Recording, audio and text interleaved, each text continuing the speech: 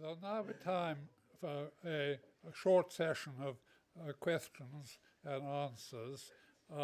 I don't think we've got any roving microphones, so please, if you ask a question, please speak up, say who you are, and keep it reasonably short. Who wants to raise anything with our guests first, or with any? Yes.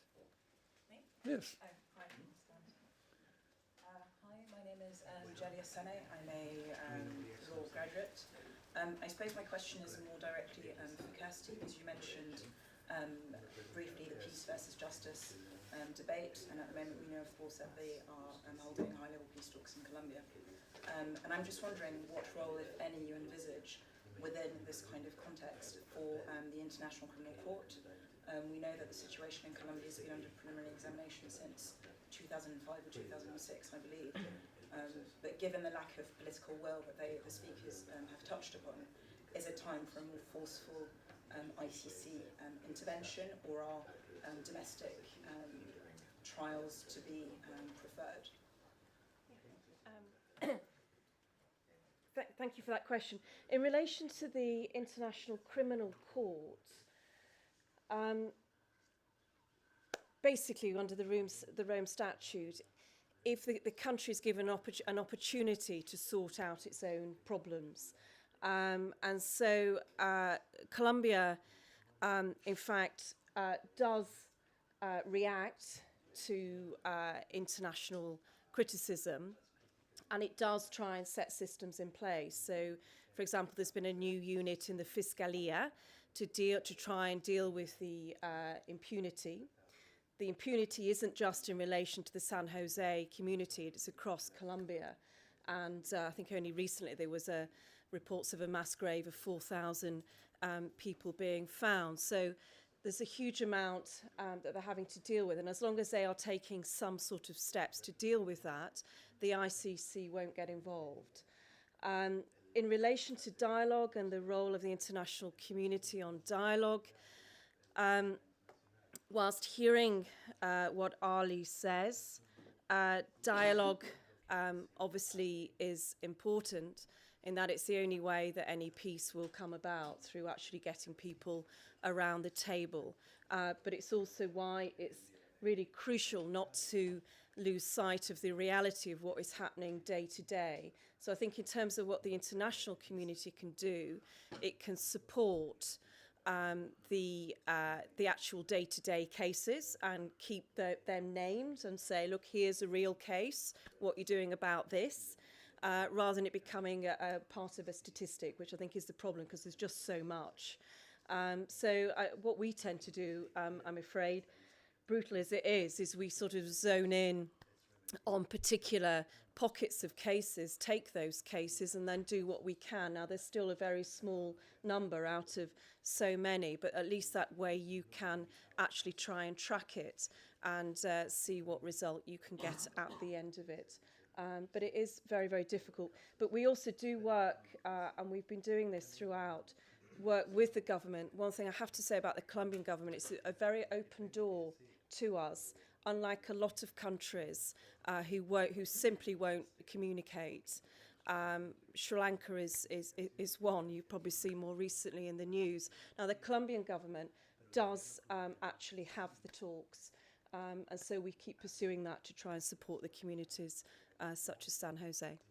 Please, I would like to ask, the international community have any real action to do to stop these actions against the communities, because they can do it if they put pressure on the government of Colombia, because the government of Colombia can respond to you in a very polite way, but in real life they are doing nothing. Look at that, they are killing innocent people who are living just trying to live and survive. And the government is doing really nothing. Yeah. The international community could be so good if they can put something real, can go to the ground in Colombia, that the communities can feel it in Colombia.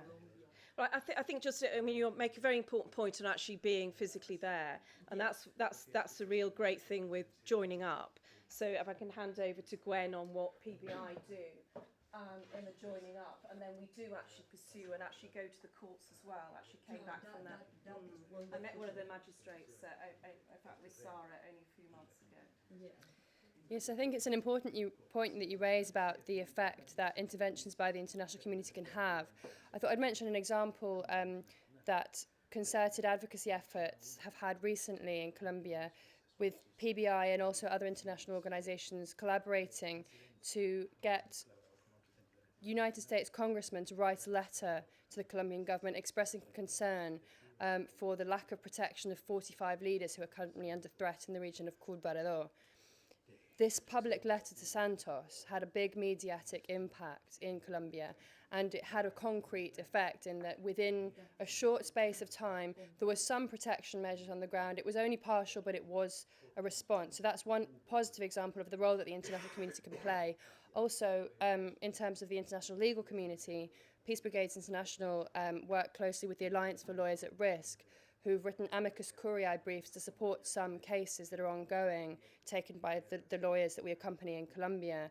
An example of this was actually lawyers from the Alliance for Lawyers at Risk wrote an amicus curiae for the case of the massacre, the 2005 massacre that we've been hearing about, and helped to support the sentencing and condemnation of some of the high-ranking military officials involved in that.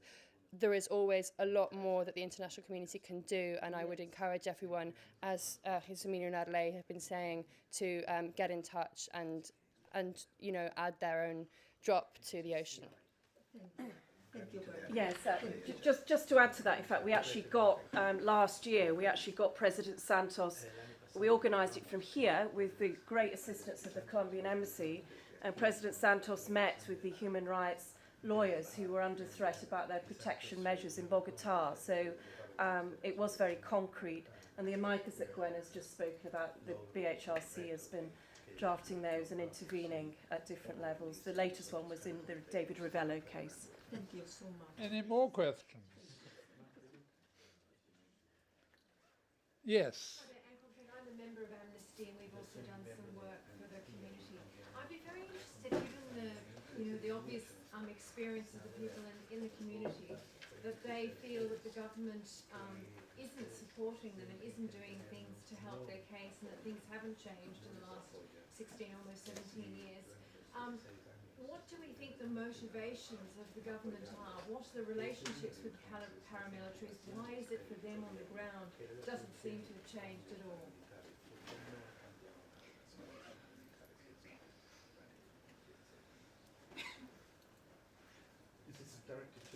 Yes, it could be them, or anyone who's got a sort of an insight into the governmental area in Colombia.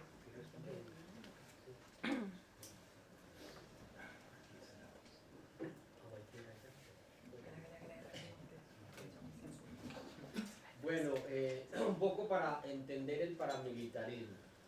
El paramilitarismo en Colombia existe desde 1962 en acuerdo del gobierno de Colombia con el gobierno de los Estados Unidos, y en cada gobierno le han dado un nombre distinto. Entonces la relación del paramilitarismo es porque es una estrategia del Estado colombiano, y en el acuerdo del gobierno de los Estados Unidos con el gobierno de Colombia en 1962 es claro que el paramilitarismo es para el exterminio de organizaciones sociales, populares, sindicatos obreros y lo que supuestamente se llamaría en Colombia el comunismo. Está claramente, nosotros tenemos todos los documentos. Entonces por eso esa historia del paramilitarismo en Colombia desde tantos años, tantos sindicalistas asesinados, la persecución contra defensores de los derechos humanos, y por eso todos los crímenes están en impunidad. Right, well, to understand paramilitarism in Colombia, you have to understand that it goes back a long way. It's 1962 is the beginning of paramilitarism with an agreement between the Colombian government and the USA. And all Colombian governments have used paramilitarism as a strategy under different names, given it different names. So why the close relationship? Because paramilitarism is a state strategy. It's been a state strategy since 1962. The agreement, which we have copies of, between Colombia and the United States in 1962, says that paramilitarism should be used, exists in order to attack, to eliminate social leaders, popular leaders, trade union leaders, workers' organizations, and overall, communism. Entonces el trabajo... Perdón.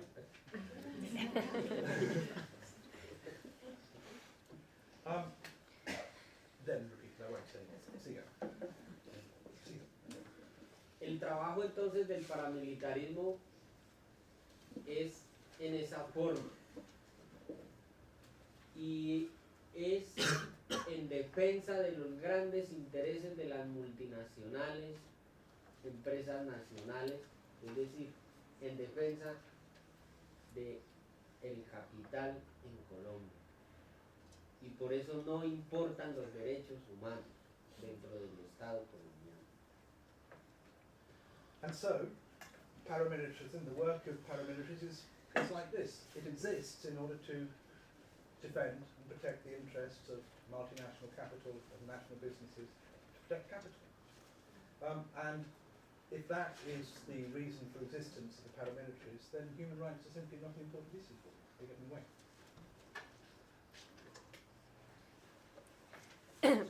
We could probably discuss it a little further. It's a very big question. We can discuss a little further over a glass of wine, perhaps. My boss, Susie Bascon, is instructing me that the question should now cease, and she will say a few words. Susie, the director of PBI International.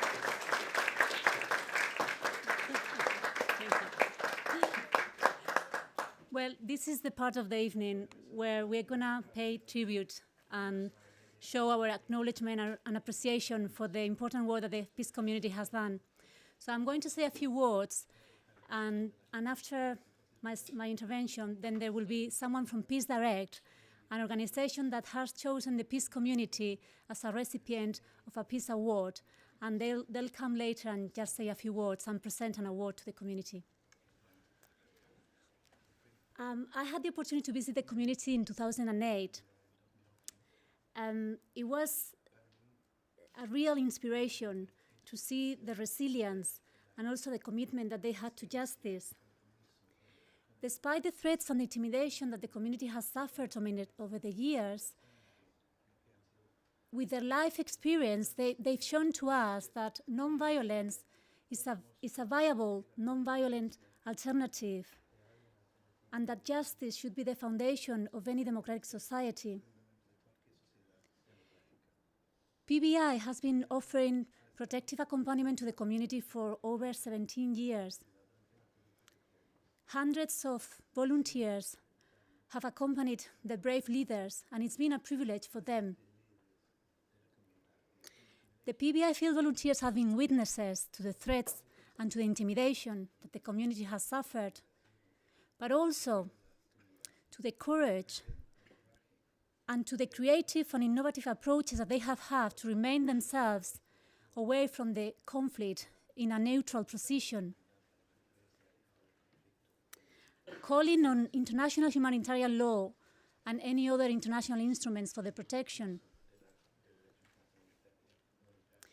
It has been extremely humbling to see how, despite the many attempts to stigmatize and criminalize the community and the more than 250 assassinations of the members, their principles and their values remain uncompromised.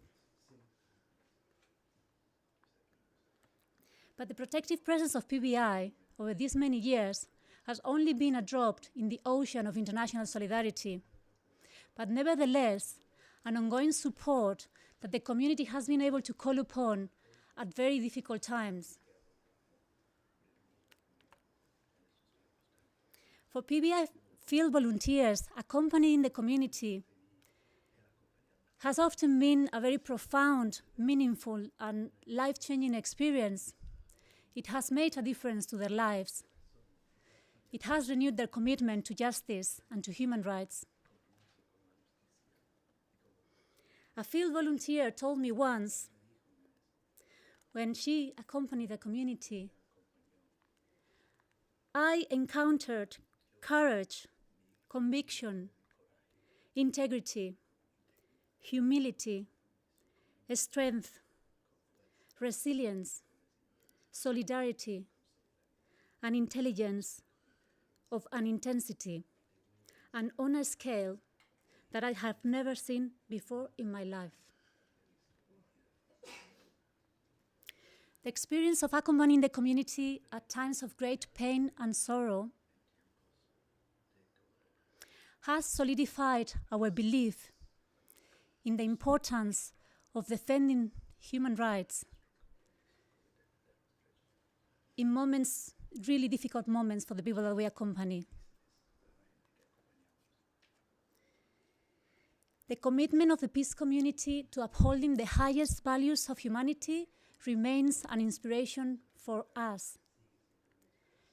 PBI is extremely grateful to have been able to play a small part in supporting the community in their challenging efforts to build a more just and peaceful Colombia. Thank you. I want you to use Peace Direct with Ms. Luna is going to present the award to the peace community.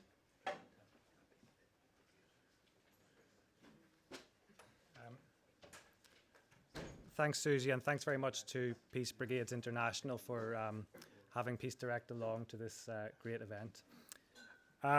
Peace Direct is an organisation that's set up to support local peace-building organisations in countries of conflict. We're set up to find, fund and promote organisations, and we do this through long-term partnerships with organisations in countries such as Pakistan, Congo, Sudan, 10 countries around the world. We believe that local people have the knowledge and the expertise and the long-term commitment to conflict to build peace. This year, for the first time, we launched a new competition called Tomorrow's Peace Builders. What we wanted to do with the competition was to find and to recognise peace-building organisations around the world. The only restriction on the competition was that it was for organisations with an income of $40,000 or less. So we wanted to find organisations who were having a very large impact on the ground, but with very low resources, so people who were really getting resources from their own community and volunteers and still able to have a large impact. And we had a great response to the competition. We had 250 entries from 50 countries. And it was very inspiring to see the range and the breadth of peace building around the world. We put together a jury of peace building experts, and they selected 4 winners for the competition. One winning organisation was a group of Congolese refugees working in the refugee communities using arts in Uganda. One group was a group working with former child soldiers from the LRA, again in Uganda. We had an organisation from the Philippines who had a very inspirational approach to using volunteers in Mindanao. And we had the Comunidad de Paz de San Jose from Colombia. We had an event in Burundi for the different organisations and all our partners from around the world. Unfortunately, we couldn't have, no one from the community of San Jose was able to attend. So it's great for us tonight to have the opportunity to recognise their achievement in winning the award. Each of the winning organisations will receive or has received $4,000 in funding. And in the case of the Comunidad de Paz de San Jose, they're going to use that for workshops and training with young people in the community. We will also arrange for an international exchange visit. I don't think it's necessary for me to say why the Comunidad de Paz has won the competition. I think everything we've heard tonight should make that very, very clear. But just to mention one thing, that one member of the jury was a woman called Deshani Jayawira, who is the founder of an amazing peace-building organisation in Sri Lanka. She founded that organisation 10 years ago, and she talked about how, for her, she set up a peace-building organisation in Sri Lanka because she wanted to dedicate her life to peace-building, but that as you set up an organisation and as it grows, you have to become more professional, you have to start responding to donors, and you know, it just becomes much more of a kind of profession. So when she read about the Comunidad de Paz de San José, she said the first thing she did was to phone her friend in peacebuilding and said, you have to hear about this group in Colombia, this group that has dedicated their lives to building a more peaceful future in that country. And I think that was a wonderful tribute to the Comunidad de Paz. We've heard tonight of the struggles they face, but I think it was a reminder of the power of what they do to inspire people around the world. So on behalf of Peace Direct, it's a great honour to announce you as winners of the competition of tomorrow's Peace Builders and to make some small contribution to your work. So thank you.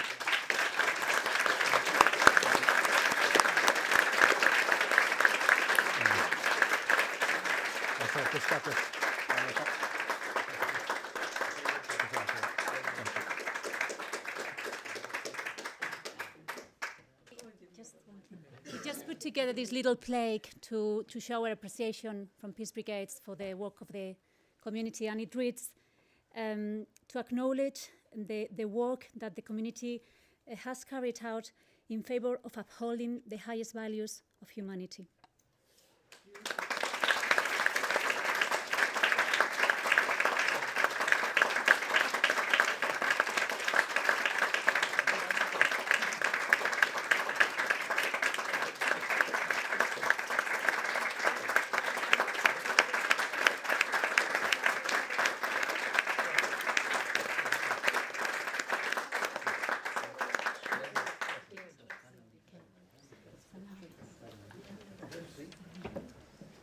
Bueno, nuevamente quisiéramos dar los más sinceros agradecimientos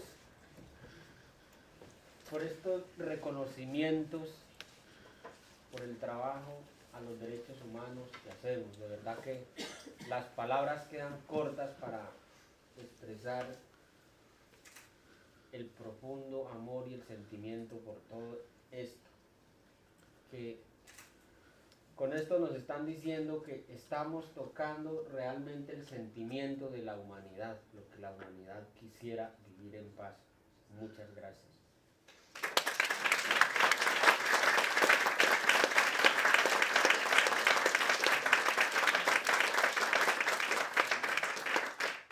Well, once again, sincere thanks for this recognition, for the human rights work that we do.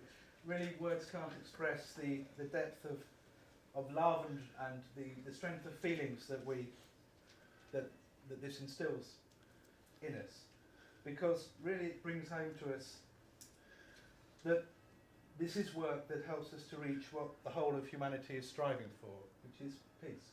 So